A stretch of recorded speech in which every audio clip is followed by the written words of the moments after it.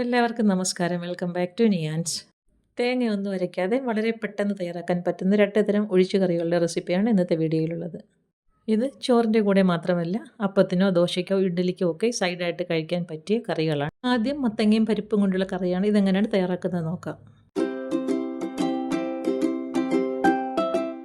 ഈ കറി തയ്യാറാക്കുന്നതിന് വേണ്ടി ചെറിയൊരു കഷ്ണം മത്തങ്ങ എടുത്തിട്ടുണ്ട്. അപ്പോൾ ഇതിനെ ഒന്ന് അതിൻ്റെ തൊലിയൊക്കെ കളഞ്ഞൊന്ന് വൃത്തിയാക്കി എടുക്കാം. വളരെ ചെറിയൊരു പീസ് മാത്രമാണ് എടുത്തിരിക്കുന്നത്. ഒരുപാട് മത്തങ്ങ എടുക്കേണ്ട. മത്തങ്ങ ഒരുപാടായിപ്പോയാൽ കറിക്ക് മധുരം കൂടും. ഒരു ചെറിയ പീസ് മാത്രം മതിയാകും. അപ്പോൾ ഇതേപോലെ തൊലിയൊക്കെ കളഞ്ഞ് വൃത്തിയാക്കി എടുക്കാം. ഉൾഭാഗത്തെ കുരുവൊക്കെ ഒന്ന് കളഞ്ഞ് നന്നായിട്ടൊന്ന് കഴുകി വൃത്തിയാക്കി എടുക്കാം. ഇനി കഴുകി വൃത്തിയാക്കിയ മത്തങ്ങ ഒന്ന് കട്ട് ചെയ്തെടുക്കാം. കുക്കറിലേക്കിട്ട് വേവിച്ചെടുക്കാനാണ്. അപ്പോൾ അതുകൊണ്ട് അത്യാവശ്യം വലിയ വലിയ പീസസായിട്ട് തന്നെ മുറിച്ചെടുക്കാം. ആദ്യം ഇതേപോലെ രണ്ടായിട്ടൊന്ന് കട്ട് ചെയ്തെടുക്കാം. ഇനി ഇതിനെ ഇതേപോലെ നീളത്തിലൊന്ന് മുറിച്ചതിന് ശേഷം ഇതേപോലെ ഒരു 3-4 കഷ്ണങ്ങളായിട്ട് മുറിച്ചെടുക്കാം. മത്തങ്ങയും പരിപ്പും ആയതുകൊണ്ട് തന്നെ കറി കുറച്ച് തിക്കായിട്ടായിരിക്കും ഇരിക്കുന്നത്. അപ്പോൾ നമുക്കിത് രണ്ടും വളരെ കുറച്ച് ക്വാണ്ടിറ്റി മാത്രം ചേർത്ത് കൊടുത്താൽ മതിയാകും. ഒഴിച്ച് കറി ആയതുകൊണ്ട് തന്നെ കുറച്ച് ലൂസായിട്ടിരിക്കുന്നതാണ് നല്ലത്. അപ്പോൾ ഇതേപോലെ ഈ എടുത്ത് വെച്ചിരുന്ന മത്തങ്ങ അത്രയും മുറിച്ചെടുത്തിട്ടുണ്ട്. ഇനി ഇതിനെ കുക്കറിലേക്ക് ഇട്ട് കൊടുക്കാം. കുക്കറിലേക്ക് ഇട്ട് കൊടുത്തതിന് ശേഷം അതിനെ അങ്ങോട്ട് മാറ്റി വയ്ക്കാം.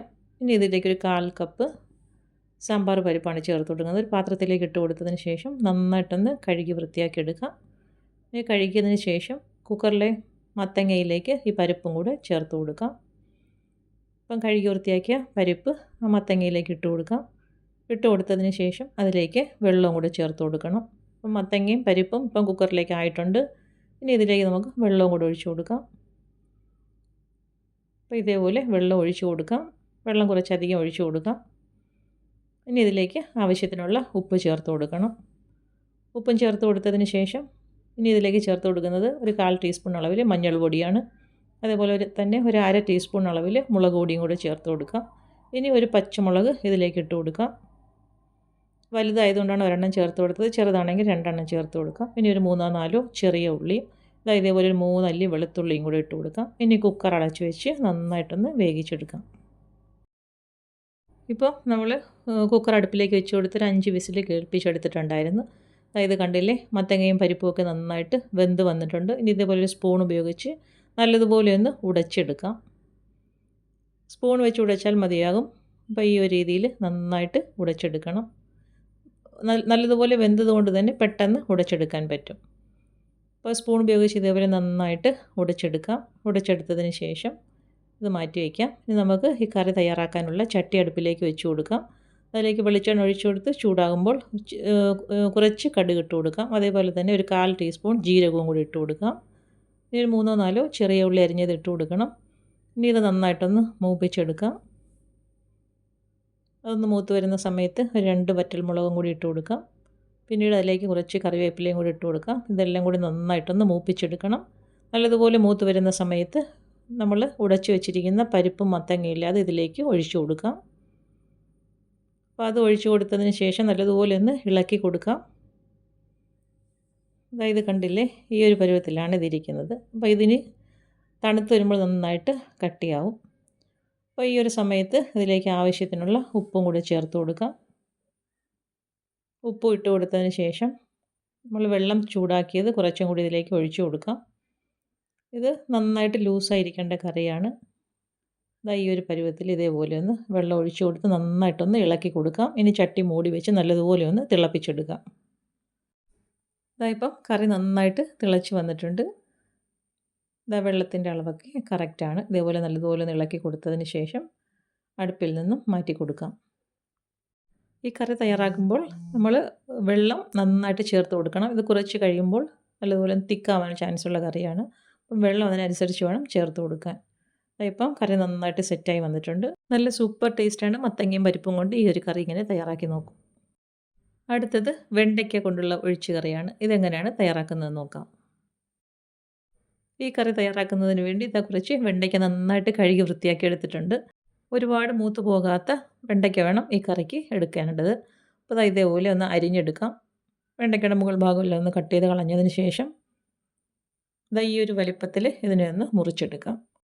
ഒരുപാട് നീളത്തിലല്ലാത്ത രീതിയിലാണ് മുറിച്ചെടുക്കേണ്ടത്. ഇനി ഇതാ എടുത്ത് വെച്ചിരിക്കുന്ന ഈ വെണ്ടയ്ക്ക് അത്രയും ഈ ഒരു പരുവത്തിലൊന്ന് കട്ട് ചെയ്തെടുക്കാം. ഒരുപാട് മൂത്ത് പോയ വെണ്ടയ്ക്കാണെങ്കിൽ കറിക്ക് ടേസ്റ്റ് കാണില്ല. അപ്പോൾ എപ്പോഴും ഈ കറി തയ്യാറാക്കുമ്പോൾ മൂക്കാത്ത വെണ്ടയ്ക്ക നോക്കി വേണം എടുക്കാൻ.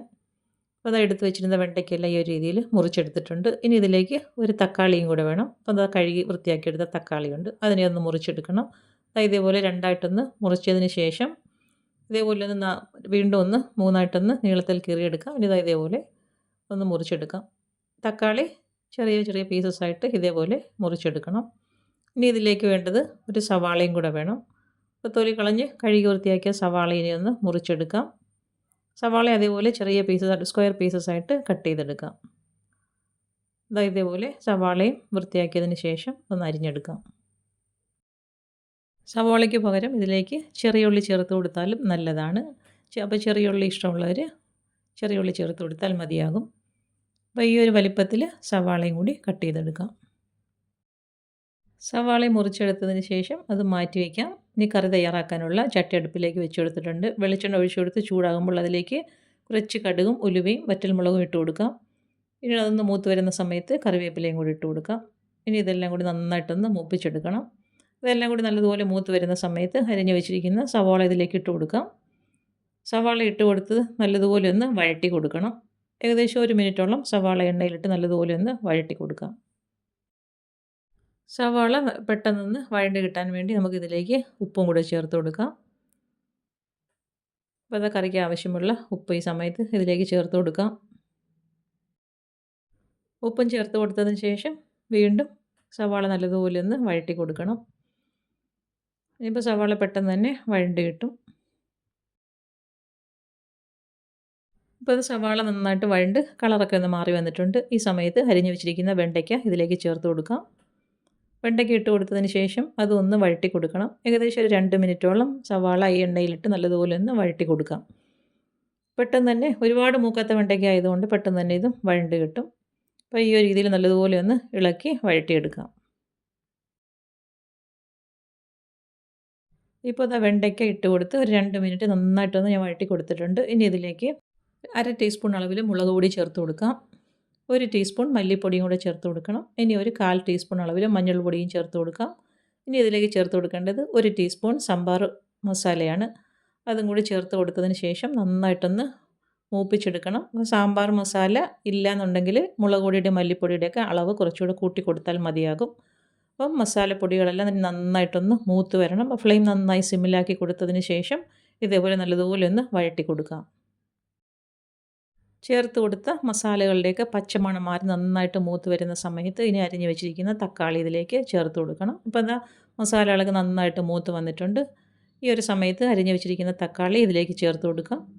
തക്കാളിയും ചേർത്ത് കൊടുത്തതിന് ശേഷം വീണ്ടും നല്ലതുപോലെ ഒന്ന് വഴറ്റി കൊടുക്കണം. ഇനി തക്കാളി ഒന്ന് വെന്ത് കിട്ടണം. അതിനുവേണ്ടി നന്നായിട്ടൊന്ന് ഇളക്കി കൊടുത്തതിന് ശേഷം ചട്ടി മൂടി വെച്ച് ഫ്ലെയിം നല്ലതുപോലെ സിമ്മിലാക്കി കൊടുത്തതിന് ശേഷം 1 മിനിറ്റ് ഒന്ന് വെയിറ്റ് ചെയ്യാം. അപ്പോൾ അത് 1 മിനിറ്റ് കഴിഞ്ഞിട്ടുണ്ട്. ഇപ്പോൾ തക്കാളിയൊക്കെ ഏകദേശം ഒന്ന് വെന്ത് വന്നിട്ടുണ്ട്. നന്നായിട്ടൊന്നും കൂടി ഒന്ന് ഇളക്കി കൊടുക്കാം. ഇതേപോലെ നന്നായിട്ട് ഇളക്കി കൊടുത്തതിന് ശേഷം ഇനി നമുക്കിതിലേക്ക് ആവശ്യത്തിനുള്ള വെള്ളം ചേർത്ത് കൊടുക്കാം. വെള്ളം ചേർത്ത് കൊടുക്കുമ്പോൾ എപ്പോഴും ചൂട് വെള്ളമാണ് ഇതിലേക്ക് ചേർത്ത് കൊടുക്കേണ്ടത്. അപ്പോൾ അത് നന്നായിട്ട് ഇളക്കി കൊടുത്തതിന് ശേഷം ആവശ്യത്തിനുള്ള വെള്ളം ഒഴിച്ചു കൊടുക്കാം. വെള്ളം ഒഴിച്ച് കൊടുത്ത് വീണ്ടും നന്നായിട്ടൊന്ന് മിക്സ് ചെയ്ത് കൊടുക്കണം. ഈ ഒരു രീതിയിൽ നല്ലതുപോലെ ഇളക്കി കൊടുത്തിട്ട് ഈ സമയത്ത് ഉപ്പൊക്കെ ഒന്ന് നോക്കണം. ഇതേപോലെ നന്നായിട്ട് ഇളക്കി കൊടുത്തിട്ടുണ്ട്. ആവശ്യത്തിനുള്ള വെള്ളം ചേർത്ത് കൊടുക്കാം. ഒഴിച്ചുകറി ആയതുകൊണ്ട് തന്നെ വെള്ളം കുറച്ചധികം ചേർത്ത് കൊടുക്കാം. അത് വെണ്ടയ്ക്കൊക്കെ ചേർത്ത് കൊടുക്കുന്നതുകൊണ്ട് കറിക്ക് നല്ല കൊഴുപ്പായിരിക്കും. ഇനി ഒന്ന് മൂടി വയ്ക്കാം. അപ്പോൾ അതാ കറി നന്നായിട്ട് തിളച്ച് വന്നിട്ടുണ്ട്. വെണ്ടയ്ക്കൊക്കെ പെട്ടെന്ന് തന്നെ വെന്ത് കിട്ടുന്നതല്ലേ, അതുകൊണ്ട് കറി പെട്ടെന്ന് സെറ്റായി കിട്ടും. അപ്പോൾ ഇതാ കറിയൊക്കെ നല്ലതുപോലെ പരുവായി വന്നിട്ടുണ്ട്. ഇനി ഇത് കുറച്ച് സമയം ഒന്ന് ഫ്ലെയിം സിമ്മിലാക്കി കൊടുത്തതിന് ശേഷം ചട്ടി മൂടി വെച്ച് ഇട്ട് കൊടുക്കാം. പിന്നീട് ഇതിലേക്ക് നമുക്ക് ആവശ്യത്തിന് വെള്ളം വേണമെന്നുണ്ടെങ്കിൽ പിന്നീട് ചേർത്ത് കൊടുക്കാം. ഇപ്പോൾ ഇതാ കറി നല്ലതുപോലെ പരുവായി വന്നിട്ടുണ്ട്. അപ്പോൾ കുറച്ച് വെള്ളത്തിൻ്റെ കുറവുണ്ടെന്ന് തോന്നുന്നു. അപ്പോൾ ഈ സമയത്ത് കുറച്ച് ചൂടുവെള്ളവും കൂടി ഇതിലേക്ക് ഒഴിച്ചു കൊടുക്കാം. ഗ്രേവി കുറച്ച് തിക്കായിട്ടാണ് ഇരിക്കുന്നത്. വെണ്ടയ്ക്കൊക്കെ ചേർത്ത് കൊടുക്കുന്നതിന് ഒരു കറിക്കൊരു കൊഴുപ്പും കാണും. അപ്പോൾ അതിനനുസരിച്ച് വെള്ളം ചേർത്ത് കൊടുക്കണം. അത് കുറച്ച് ചൂടുവെള്ളം കൂടി ഒഴിച്ചു കൊടുത്തിട്ടുണ്ട്.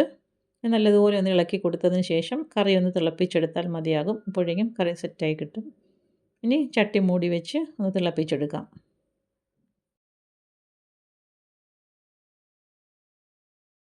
ഇതാ ഇപ്പോൾ ആവശ്യത്തിന് ഗ്രേവിയൊക്കെ ആയിട്ടുണ്ട്. കറി നല്ലതുപോലെ തിളച്ച് സെറ്റായി കിട്ടിയിട്ടുണ്ട്. ഇനി നമുക്ക് ഫ്ലെയിം ഓഫ് ചെയ്ത് കൊടുക്കാം. നല്ല സൂപ്പർ ടേസ്റ്റാണ്. വെണ്ടയ്ക്ക കൊണ്ട് ഈ ഒരു രീതിയിൽ കറി ഇങ്ങനെയൊന്ന് തയ്യാറാക്കി നോക്കൂ. ഇതാ കണ്ടില്ലേ, കറി കാണുമ്പോൾ തന്നെ അറിയാമല്ലോ എത്രത്തോളം ടേസ്റ്റ് ആയിരിക്കും എന്നുള്ളത്. തീർച്ചയായിട്ടും വെണ്ടയ്ക്ക കൊണ്ട് ഈ ഒരു രീതിയിൽ കറി ഇങ്ങനെ തയ്യാറാക്കി നോക്കൂ. ചോറിൻ്റെ കൂടെ മാത്രമല്ല, ഇഡലിക്കോ ദോശയ്ക്കോ അപ്പത്തിനും ഒക്കെ സൈഡായിട്ട് കഴിക്കാൻ പറ്റിയൊരു കിടിലൻ കറിയാണ്. അപ്പോൾ ഇന്നത്തെ വീഡിയോ ഇത്രയേ ഉള്ളൂ. ഇഷ്ടമായ ലൈക്ക് ചെയ്ത് സബ്സ്ക്രൈബ് ചെയ്ത് സപ്പോർട്ട് ചെയ്തേക്കൂ. എന്തെങ്കിലുമൊക്കെ അഭിപ്രായങ്ങളുണ്ടെങ്കിൽ കമൻറ്റ് ചെയ്യൂ. വീണ്ടും അടുത്ത വീഡിയോയിൽ കാണുന്നത് വരെ bye from Niyans. Thanks for watching.